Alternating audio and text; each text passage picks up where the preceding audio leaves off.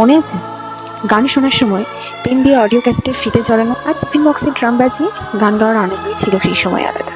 বাবুল সুপ্রিয়, শান, আলকা ইয়াগনিকের সমস্ত রোমান্টিক গান, ফসিলস বা চন্দ্রবিন্দুর মতো বাংলা ব্র্যান্ডের গানগুলি লুকিয়ে লুকিয়ে শোনার মজাই ছিল আলাদা।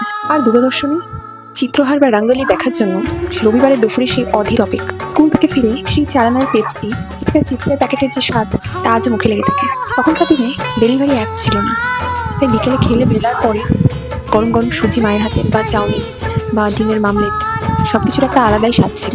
স্কুল ছুটির পরে গেটের বাইরে দাঁড়িয়ে থাকা দাদুর থেকে নুন লঙ্কা মেখে আমের চাটনি খাওয়া বা সেই স্পেশাল কাঠি আইসক্রিম যার স্বাদ আজ কোনো দামি ক্যাফেতে পাওয়া যাবে না।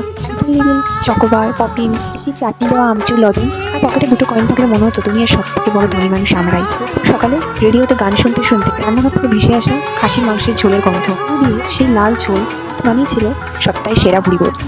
পড়তে বসার নাম করে রেডিওতে হালকা করে রেডিও মির্চি বা বিগ এফএম চালানো, সুন্দর গান শোনার জন্য রেডিও জকিদের কাছে চিঠি পাঠানো, নামটা রেডিওতে শোনার সেই উত্তেজনা হয়ে কোলবালিশে মাথা রেখে ওয়াকম্যান সুন্দর গানের ক্যাসেট বা সিডি চালানো, বন্ধুদের সাথে মিক্সড উপহার দেওয়ার মধ্যে যে ভালোবাসা আছে সেটা আজকের স্পটিফাই প্লেলিস্ট কোথায়। কিন্তু ডুবা ডুবা লাকি আলি সেনা পাঠকের মিউজিক ভিডিও দেখে ক্রাশ খাওয়া সময় ছিল। কারেন্ট চলে যাওয়া মানে কোনো বিরক্তিই ছিল না, ছিল এক উৎসব। মোমবাতি জ্বালিয়ে ছাদে সবাই মিলে মাদুর পেতে বসে থাকা এবং আন্তরিক খেলা, পাখার হাওয়া সাথে মুড়ি চানাচুর মাখা সব মিলিয়ে একটা জমজমাট পরিবেশ ছিল।